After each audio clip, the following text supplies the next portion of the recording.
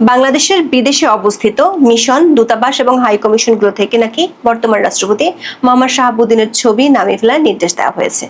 হ্যাঁ, ঠিকই শুনেছেন, রাষ্ট্রপতির ছবি। কিন্তু কেন? তাও আবার লিখিত কোনো নির্দেশ নয়, দেয়া হয়েছে মৌখিক নির্দেশে। কে দিল এই নির্দেশ? এবং সবচেয়ে বড় প্রশ্ন, এই নির্দেশ মৌখিক কেন? দেশের গণমাধ্যমগুলোতে মৌখিক নির্দেশের খবর সয়লাভ হলো, মুখে কুলুপ এঁটেছে পররাষ্ট্র মন্ত্রণালয়। তাদের এমন নীরবতায় খবরটি গভীর বিতর্ক এবং আলোচনার জন্ম দিয়েছে। এটি শুধু একটি ছবির বিষয় নয়, এটি দেশের ভাবমূর্তি এবং সরকারি কার্যপ্রণালীর স্বচ্ছতা নিয়ে প্রশ্ন তুলেছে। আবার মৌখিক আদেশ দিয়ে বিদেশি মিশন থেকে রাষ্ট্রপতির ছবি সরালো খোদ দেশের পররাষ্ট্র মন্ত্রণালয়ে এখনো ঝুলছে রাষ্ট্রপতির ছবি। এমন বৈপরীত্য পুরো বিষয়টিকে আরো রহস্যময় করে তুলেছে। আবার এক বছর পর কেন এমন নির্দেশ দেওয়া হলো? হঠাৎ করে এমন নির্দেশ দেওয়ার পেছনে কি আছে অন্য কোনো রহস্য? সাম্প্রতিক সময়ের কোনো ইস্যু বা বিষয় এর সাথে কি জড়িত? বাংলাদেশের অনেকগুলো গণমাধ্যমের খবর হলো, বিদেশে বাংলাদেশের সব কূটনৈতিক মিশন, দূতাবাস, হাই কমিশন, কনসুলেট, কূটনীতিকদের অফিস ও বাসভবন থেকে রাষ্ট্রপতি মোহাম্মদ শাহাবুদ্দিনের ছবি সরানোর মৌখিক নির্দেশনা দিয়েছে পররাষ্ট্র মন্ত্রণালয়। দৈনিক সমকালের খবরে বলা হয়েছে, বিষয়টি নিশ্চিত করেছে পররাষ্ট্র মন্ত্রণালয়ের সূত্র। দৈনিক কালের কণ্ঠ সহ একাধিক গণমাধ্যমের খবর হলো, নির্দেশটি ছিল মৌখিক। চ্যানেল 24 এর খবরে বলা হয়েছে, বিষয়টি নিশ্চিত করে পররাষ্ট্র মন্ত্রণালয়ের সংশ্লিষ্ট সূত্র জানিয়েছে, এরই মধ্যে 70টি মিশন থেকে রাষ্ট্রপতির ছবি সরানো হয়েছে। বাকি মিশনগুলো থেকেও রাষ্ট্রপতির ছবি সরানোর নির্দেশ দেওয়া হয়েছে। আগে থেকে এই ছবি না রাখার কোনো নির্দেশনা ছিল না। দর্শক, সবগুলো গণমাধ্যমের খবরে একটি বিষয় নিশ্চিত, মৌখিক নির্দেশের মাধ্যমে হঠাৎ করেই এমন কাজ করেছে পররাষ্ট্র মন্ত্রণালয়। এই খবরটিতে কিছু প্রশ্ন উঠে আসে। প্রথমত, বাংলাদেশের সরকারি মিশন, দূতাবাস ও হাই কমিশনে কার কার ছবি টাঙানোর নিয়ম আছে? দেশের সংবিধান, আইন, সরকারি রুলস অফ বিজনেস এবং ক্যাবিনেট ডিভিশনের আদেশ ও নির্দেশে এ নিয়ে কি বলা আছে? দ্বিতীয় প্রশ্ন হলো, হঠাৎ করে এক বছর পর কেন এমন নির্দেশ দেওয়া হলো, যেখানে 5ই আগস্টের পরপরই শেখ হাসিনা ও জাতির জনকের প্রতিকৃতি হিসেবে বঙ্গবন্ধু শেখ মুজিবুর রহমানের ছবি সরানো হয়েছে? তার মানে কি এর মধ্যে অন্য কোনো রহস্য আছে? তৃতীয় প্রশ্ন হলো, আদেশটি মৌখিক কেন? তাও আবার সেটি 15ই আগস্ট রাতে দেওয়া হলো কেন, যেখানে পররাষ্ট্র মন্ত্রণালয় এখনো রাষ্ট্রপতির ছবি ঝুলছে? তাহলে কি এখানে অন্য কোনো গেম আছে? গণপ্রজাতন্ত্রী বাংলাদেশ সংবিধানের 4 ক অনুচ্ছেদে স্পষ্টভাবে জাতির পিতা হিসেবে বঙ্গবন্ধু শেখ মুজিবুর রহমানের প্রতিকৃতি সংরক্ষণ ও প্রদর্শনের বাধ্যবাধকতা আরোপ করেছে। এই অনুচ্ছেদটি 2011 সালের 5ম সংশোধনীতে যুক্ত করা হয়। এই বাধ্যবাধকতা বিভিন্ন সরকারি ও আধা সরকারি কার্যালয়, স্বায়ত্তশাসিত প্রতিষ্ঠান, সংবিধিবদ্ধ সরকারি কর্তৃপক্ষ, সরকারি ও বেসরকারি শিক্ষা প্রতিষ্ঠান এবং বিশেষভাবে বিদেশে অবস্থিত বাংলাদেশের দূতাবাস ও মিশন সমূহের জন্য প্রযোজ্য। বাংলাদেশের সংবিধান অনুযায়ী শুধুমাত্র জাতির পিতা বঙ্গবন্ধু শেখ মুজিবুর রহমানের প্রতিকৃতির কথা উল্লেখ করা হয়েছে, অন্য কারো ছবি টাঙানোর কথা বলা হয়নি। তবে বিগত আওয়ামী লীগ সরকারের আমলে সরকারি অফিসগুলো বঙ্গবন্ধু এবং প্রধানমন্ত্রীর ছবি টাঙানো হতো। গত বছরের 5ই আগস্ট শেখ হাসিনা সরকার পতনের পর সবগুলো সরকারি অফিস থেকে শেখ হাসিনার ছবি সরিয়ে ফেলা হয়।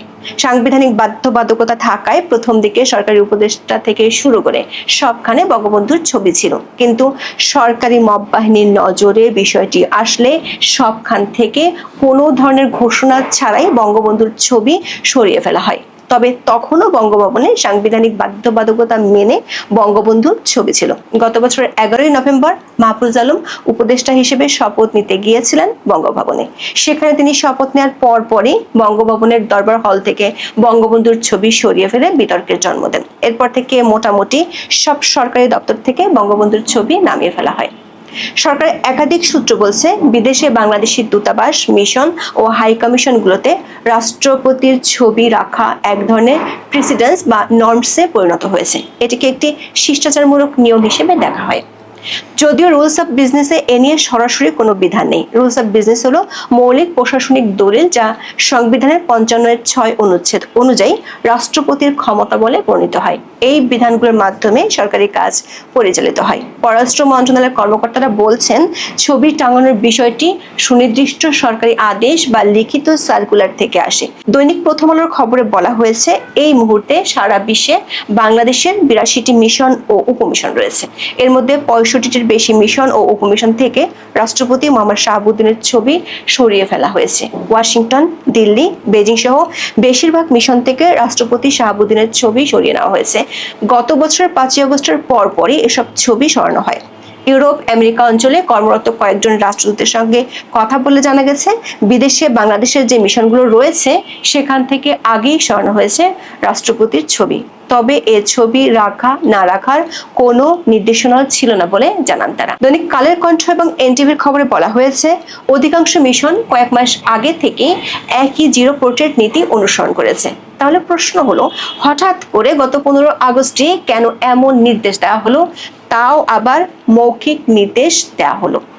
প্রথম আলো সহ একাধিক সংবাদ মাধ্যমের খবরে বলা হয়েছে, 15 আগস্ট পররাষ্ট্র মন্ত্রণালয় থেকে বেশ কয়েকটি মিশনে টেলিফোনে রাষ্ট্রপতির ছবি সরানোর এই নির্দেশ দেওয়া হয়েছে। 15 আগস্ট মন্ত্রণালয়ের জ্যেষ্ঠ একজন কর্মকর্তা বিশ্বের বিভিন্ন অঞ্চলে কর্মরত কয়েকজন রাষ্ট্রদূত ও হাই কমিশনারকে ফোন করেন। ঢাকা থেকে বিদেশে বাংলাদেশের নির্ধারিত কয়েকজন কূটনীতিককে নিজেদের মিশন থেকে রাষ্ট্রপতির ছবি সরিয়ে নিতে ফোনে নির্দেশনা দেওয়া হয়। অন্য মিশন, উপমিশন থেকে ছবি সরানোর জন্য অন্যদেরকে জানাতেও নির্দেশনা দেওয়া হয়। দৈনিক সমকালের খবরে বলা হয়েছে, গত বছরের 5ই আগস্টের পর যখন 8ই আগস্ট নতুন সরকার দায়িত্বে আসে, তখন বড় মিশনগুলো আগেই সরিয়েছিল রাষ্ট্রপতির ছবি। কয়েকটি মিশন না সরানোর কারণে মৌখিক নির্দেশনা দেওয়া হয়। তার চেয়ে অবাক করার তথ্য দিচ্ছে চ্যানেল 24। সংবাদ চ্যানেলটির খবরে বলা হয়েছে, 70টি বিদেশি মিশন ও দূতাবাস থেকে সরানো হলো পররাষ্ট্র মন্ত্রণালয়ের ক্যাফেতে এখনো আছে রাষ্ট্রপতি মোহাম্মদ শাহাবুদ্দিনের ছবি। 17ই আগস্ট ঢাকার সেগুনবাগিচায় পররাষ্ট্র মন্ত্রণালয়ের ক্যাফের ভেতরে পেশাদার কূটনীতিকদের জন্য যে আলাদা লাউঞ্জ রয়েছে, সেখানে রাষ্ট্রপতির ছবি দেখা গেছে। পররাষ্ট্র মন্ত্রণালয়ের লাউঞ্জে রাষ্ট্রপতির ছবি রেখে বিদেশি মিশনগুলোকে কেন ছবি সরানোর নির্দেশ দেওয়া হলো? আবার 15ই আগস্ট শুক্রবার ছিল, সাপ্তাহিক ছুটির দিন ছিল। যে নির্দেশ গত 1 বছরে দেওয়া হয়নি, সেটি হঠাৎ করে শুক্রবার ছুটির দিনে, তাও আবার টেলিফোন করে কেন দিতে হবে? এমনকি পরিবেশ উপদেষ্টা সৈয়দা রেজওয়ানা হাসান সাংবাদিকদের বলেছেন, রাষ্ট্রপতির ছবি সরানোর কোনো লিখিত নির্দেশ নেই। এ নিয়ে উপদেষ্টা পরিষদেও আলোচনা হয়নি। দর্শক, সর্ষের মধ্যে যেমন ভূত থাকে, তেমনি 15ই আগস্টের মধ্যে লুকিয়ে আছে রহস্য। ছবি সরানোর রহস্যের কেন্দ্রে আছে 15ই আগস্ট। একাধিক সূত্র আমাদের নিশ্চিত করেছে, এই নির্দেশ দেওয়ার বিষয়টি পররাষ্ট্র উপদেষ্টা মোহাম্মদ তৌহিদ হোসেনই জানতেন না, এমনকি পররাষ্ট্র সচিব আসাদ আল সিয়ামও দেননি। তাহলে কে দিল নির্দেশ, আর কেনই বা সেটি 15ই আগস্টেই দিতে হবে? পররাষ্ট্র মন্ত্রণালয়ের একাধিক সূত্র বলছে, মন্ত্রণালয় অনেক দিন ধরে দুটি গ্রুপের মাধ্যমে পরিচালিত হয়। একটি গ্রুপ উপদেষ্টা তৌহিদ হোসেনের নেতৃত্বে, অন্য গ্রুপটি পরিচালিত হয় প্রধান উপদেষ্টার দপ্তর থেকে। এই গ্রুপের সিদ্ধান্তগুলো নেন 3 জন। তারা হলেন শিল্প উপদেষ্টা আদিলুর রহমান খান, তথ্য উপদেষ্টা মাহফুজ আলম এবং জাতীয় নিরাপত্তা উপদেষ্টা খলিলুর রহমান। এই 3 জন পররাষ্ট্র মন্ত্রণালয়ের সংক্রান্ত উপদেষ্টা পরিষদ কমিটির সদস্য।